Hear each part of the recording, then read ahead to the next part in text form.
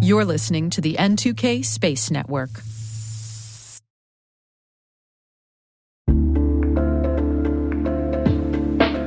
And now, a word from our sponsor, SpyCloud, the cybercrime analytics leader. SpyCloud disrupts cybercrime by telling you what criminals know about your business and your customers, so you can take action to prevent ransomware, session hijacking, account takeover, and online fraud. SpyCloud constantly recaptures and analyzes new data from the criminal underground, including credentials, session cookies, and PII siphoned from malware-infected devices. With knowledge of the specific exposed data criminals have in hand from InfoStealer malware on managed and unmanaged devices, security teams can respond with a more efficient and effective process called post-infection remediation that fits seamlessly into existing incident response frameworks. Get SpyCloud's post-infection remediation guide outlining the 7 steps for preventing a malware infection from becoming a full-blown ransomware incident. Visit spycloud.com/cyberwire. That's spycloud.com/cyberwire. And we thank SpyCloud for sponsoring our show.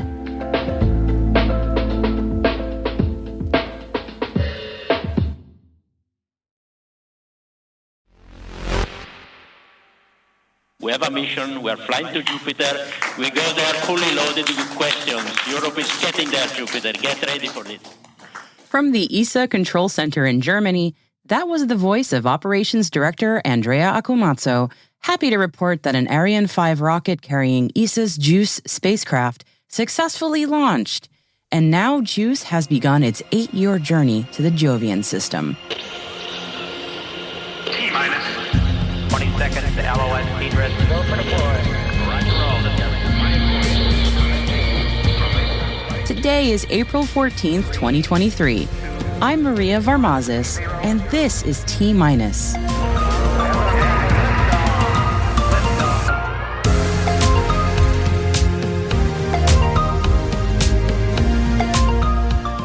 JUICE is out here making news. Space systems as critical infrastructure. There's money on the table for satellite broadband. More ISAM is coming to GEO. And I have an interview with Raphael Roettgen, founder and partner at E2MC Ventures and host of the Space Business Podcast, and we're talking all about the venture capital environment for new space startups and new entrants to the space market. Keep it here for more.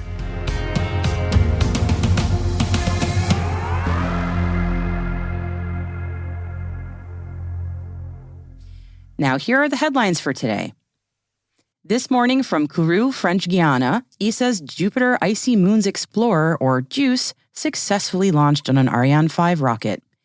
About a half hour after launch, ESA teams confirmed separation from the rocket, acquired its first signals from the spacecraft, and confirmed that JUICE's solar arrays, which are the largest ever on an interplanetary craft, have deployed in full. Over the next few weeks, it'll continue deploying onboard instrumentation, and then it'll begin its inner solar system gravity assist flybys to build up momentum to slingshot itself to the Jovian system. There, it'll take a look at Jupiter and several of its icy moons. But space is big, of course, so this will all take some time. The first of the 4 flybys isn't until April next year, and the trek to Jupiter will take 8 years in all. So let's put a pin in this story, and we'll get back to you in July 2031 on how things are going. In the meantime, fair solar winds and following seas, so to speak, to JUICE. The Cyberspace Solarium Commission, or CSC, which is a former U.S. congressional working group turned private think tank, is making a bold statement in a new report today. It's time to designate space systems as critical infrastructure, says the CSC. Here's a part of their official statement. The United States needs a more concerted and coherent approach to risk management and public-private collaboration regarding space systems infrastructure. After interviewing more than 30 industry and government experts, the authors of this report have concluded that designating space systems as a U.S. critical infrastructure sector would close current gaps and signal both at home and abroad that space security and resilience is a top priority. The report makes a whole host of recommendations to the President, to U.S. Congress, and to the space industry. Gather up the commercial space community, it says, and make a space systems sector coordinating council with C-level executives on board to work together to reduce risks to space assets. It also recommends that industry make good use of the Space ISAC, which just opened operations recently. You can read the report in full, and we recommend it. We have a link in our show notes at space.n2k.com. Satellite industry consulting group Euroconsult has put out a report of its own, but it's on an entirely different topic. It says that revenues for the universal satellite broadband access market will reach $18 billion by 2031, and that current untapped opportunity for service providers is estimated to be worth about $74 billion. Quite a gulf there.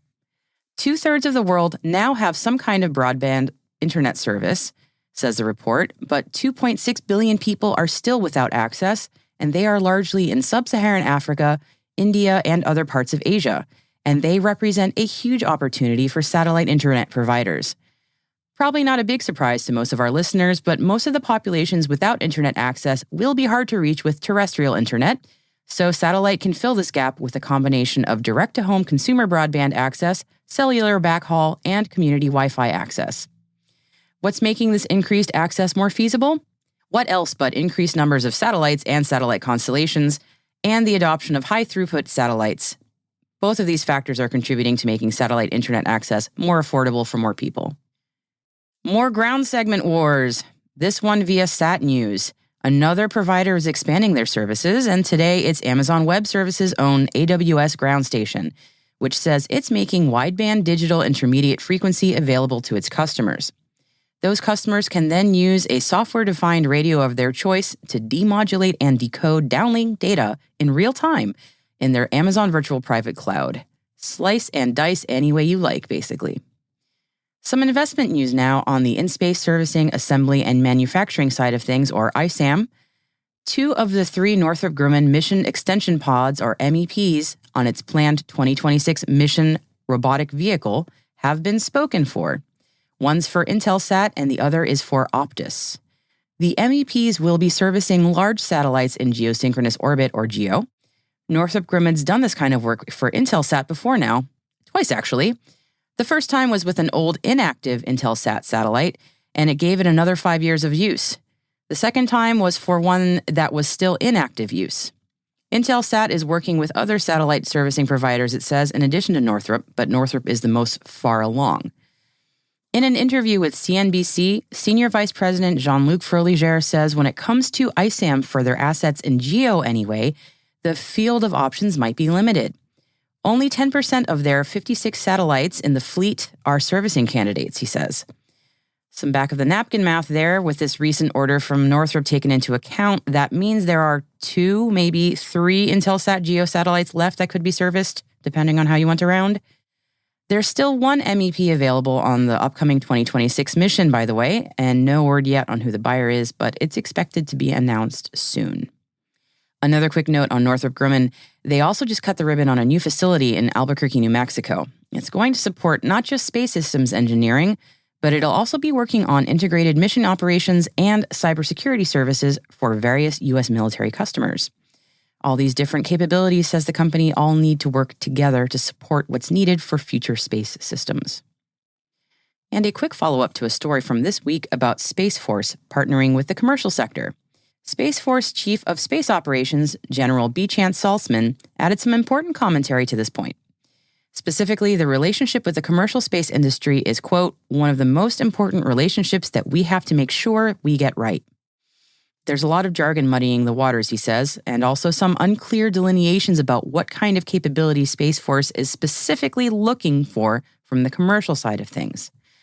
He goes on to say this. Are we talking about the traditional acquisition relationship where the commercial sector builds a satellite and we buy it and we fly? Or are we talking about commercial services more like the way the launch industry provides a service? Are we talking about data? Are we talking about outsourcing functions like collision avoidance in space? All of these are great questions. Space Force is working on figuring out answers and optimal solutions to all these issues as they go, said Saltzman, but they continue to look to the industry to lead the way on what's possible. Chinese private rocket startup iSpace posted a video showing a successful launch of their 4-stage solid rocket, the Hyperbola 1. According to Space.com, this is the Hyperbola 1's first successful launch since 2019, after 3 consecutive launch failures. But it's worth mentioning that the 2019 launch made news for being the first privately funded Chinese company to get a satellite to orbit. This launch marks China's 16th rocket launch of this year. And I should also note that this company should not be confused with the similarly named iSpace of Japan, which is hoping to land its lunar rover soon. The two companies are not the same. iSpace China has a dash between the I and the space, and the Japanese company does not. Some news on the people side of things. Viasat has tapped Guru Gaurapan as the company's new president. Gaurapan is the former CEO of the Verizon Media Group and has extensive experience in the media and e-commerce sectors. And NASA has announced that its former director for Mars exploration, Orlando Figueroa, will be chairing the second independent review of the Mars sample return mission, which is planned for later this decade. It's a super complex mission, to say the least, and Figueroa actually retired in 2010, but he's back for this independent review board. And lastly, speaking of Mars, NASA's Ingenuity Mars helicopter has officially made its 50th flight on the Red Planet. Congratulations, Ginny. And that's it for our news stories today. As always, you can get links to all of these stories and our selected reading on our website, space.n2k.com. Stick around now for my interview with Raphael Roettgen, who's the founder and partner at E2MC Ventures and host of the Space Business podcast. We'll be talking about the venture capital environment for new space and Spider Oak's entry to space cybersecurity and its new funding round. Be right back after this break.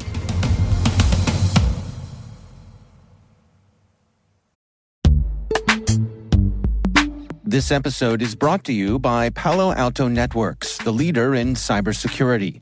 As AI-driven attacks increase, organizations can't afford to have network security that's stuck in the past.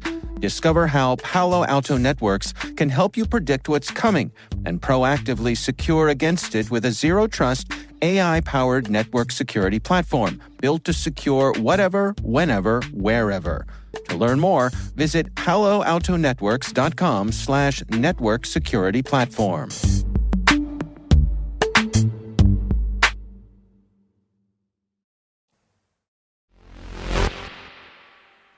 On January 12, 2023, the space cybersecurity firm Spider Oak announced that it raised $16.4 million in Series C rounds. This funding news comes after a very busy 2022 for Spider Oak, including a contract with the U.S. Defense Innovation Unit to deploy the company's Orbit Secure software, which they describe as a zero-trust protocol to help increase the resilience of space assets from cyber attacks. This is all meant to secure what the Department of Defense calls the hybrid space architecture, which is the increasing mix of commercial and government assets on orbit. The Space Force and the space industry consensus is that a cyber attack is the most likely and most damaging threat to these assets. Indeed, there's been increasing attention on the state of cybersecurity in space, especially after the February 24, 2022 Viasat attack and subsequent statements by Russia. They all made it quite clear that assets on orbit, regardless if they're commercial, civil, or military, are all very much fair game for cyber attacks. So Spider Oak's funding news had me wondering, where do cybersecurity firms and other third-party services like it fit in with the overall space economy and the space supply chain? So to find out more, I knew exactly the right person to walk me through it. So my name is Raphael Roettgen. My main activity is I'm the founder and a partner of a space-focused early-stage venture capital fund, which is called E2MC, which is investing in space companies globally. Well, I should say globally. That's mainly the US and its allies. As we'll probably talk about, space is a very strategic domain, so we have to make this distinction. And I'm also quite active, as you know, Maria, on the space education and outreach side. So I teach at a couple of universities on the space economy, space finance, space entrepreneurship, and I try to host something every week, which is called the Space Business Podcast, where we interview space entrepreneurs and other interesting people from the space sector. Yes, and I love your podcast, so I'm strongly recommending our listeners give your podcast a listen if they want to learn more about the space economy. It's a great place to learn. Thank you so much for joining me, and I knew you'd be the perfect person to talk to about the story I'm working on. I saw that Spider Oak, a space cybersecurity company, got Series C funding, and they'd been in the news a lot in 2022. And I think for many of our listeners, this might have been the first time they'd even heard about something like space cybersecurity or what's going on with sort of third-party vendors like SpiderOak coming in to support the space economy. And I was wondering if you could help us understand sort of where SpiderOak fits in the broader picture of the space economy. Is it a sign of maybe increasing maturity of the space economy that they're bringing in a third party like SpiderOak to do this kind of function? I say this because I know for myself, I would have maybe assumed a few years ago that a function like cybersecurity would be maybe an internal function. But I think that's part of why it surprised me in a good way to hear SpiderOak was moving into space cyber and that they're getting contracts and they're certainly doing really well. Yeah, so I think you're exactly right, Maria, with what you're implying. So I think it is sort of a symptom of the space economy developing. I'm not sure I would say mature yet. I think we're still really, really very, very early on. But of course, sometimes we talk about new space, right? And then new space, of course, implies there's an old space. Yes. And, and your listeners might already know, but what is old space? Old space is characterized, for example, by things like, space is basically done by governments, right? For sort of like very high value occasional missions. And new space is then like space is being done by private players, sometimes in partnership with governments for commercial applications.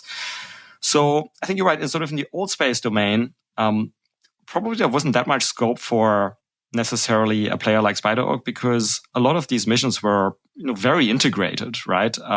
Basically everything from the ground, what we call the ground segment, up to space, it was sort of all done by the same government players, like a closed system, right? Almost like a closed system, exactly. And to some extent, that is still happening as well. But now of course we have commercial players like SpaceX and many others proliferating in the space economy and putting up very useful assets, right? Again, whether that's communication satellites or remote sensing satellites and so forth. And government has, I think, correctly perceived that these commercial assets can be, because they're very efficient, can be used, right? So US DoD is talking about sort of a hybrid structure, which is where you have your sort of DoD-owned asset, but then also DoD can use commercially available assets.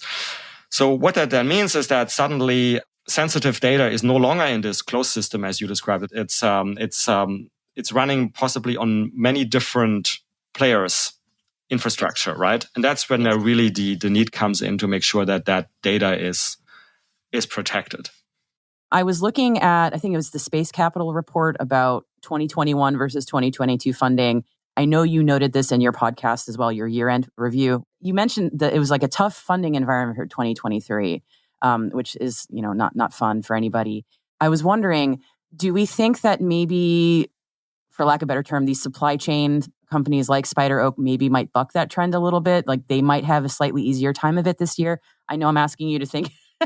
I know you don't have a crystal ball, but I can't help but wonder, like they seem to be having so much ramp up and success.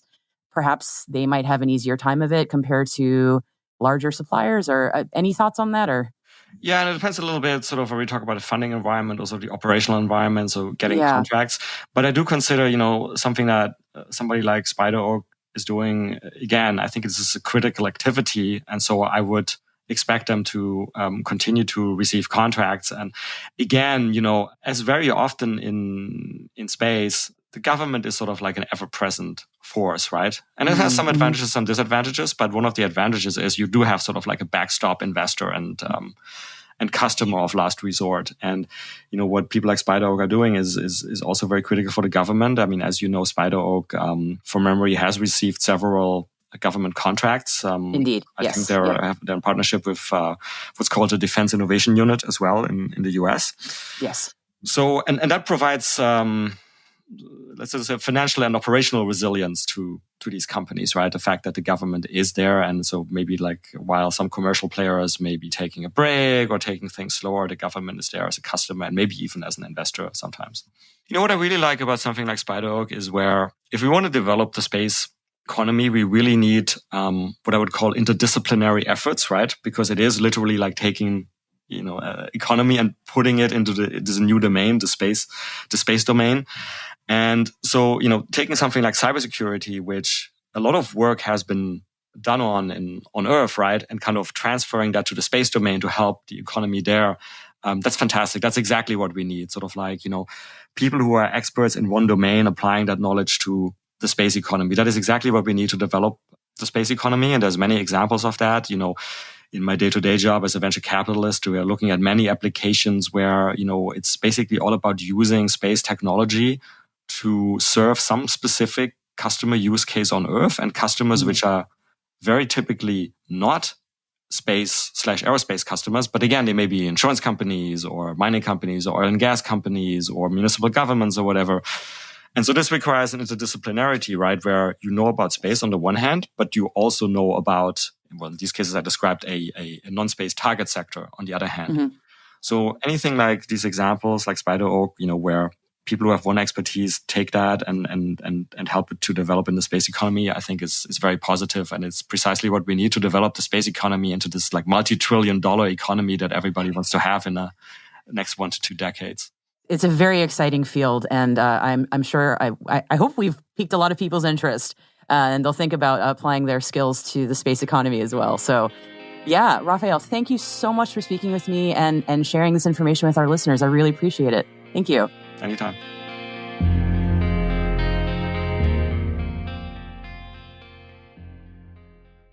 We'll be right back after a quick break.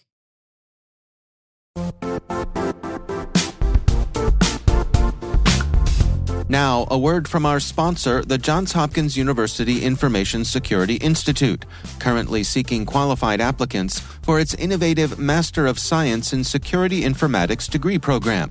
Study alongside world-class interdisciplinary experts and gain unparalleled educational, research, and professional experience in information security and assurance. Interested U.S. citizens should consider the National Science Foundation's CyberCore Scholarship for Service program, which covers tuition and a $6,000 annual professional development allowance, as well as providing a $37,000 additional annual stipend. Apply for the scholarship and the fall semester by March 1st. Learn more at cs.jhu.edu/MSSI.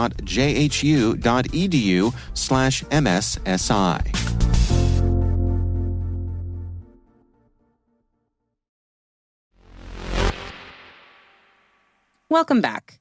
Now, before I tell you about our fun story for today, we need to set the right Friday mood.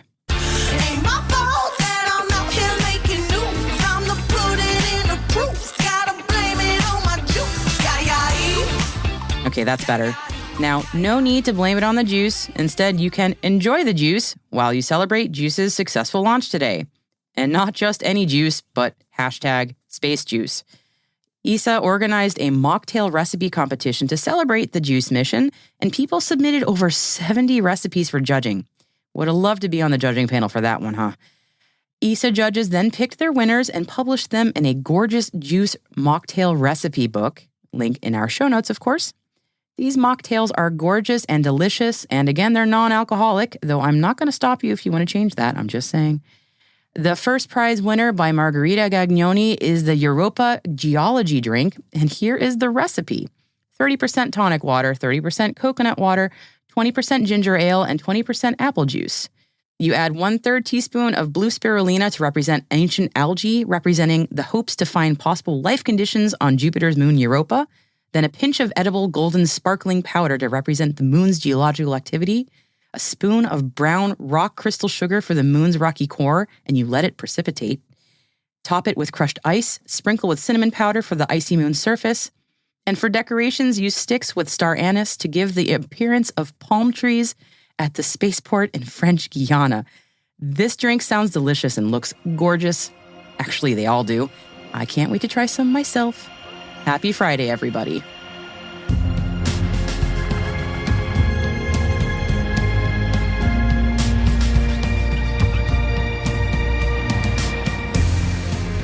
And that's it for T-Minus for April 14th, 2023. T-Minus is a production of N2K Networks, your source for strategic workforce intelligence. For links to all of today's stories and more, check out our show notes at space.n2k.com. Our theme song is by Elliot Peltzman, mixing by Elliot Peltzman and Trey Hester. Our executive producer is Brandon Karp, and I'm Maria Varmazis. See you Monday.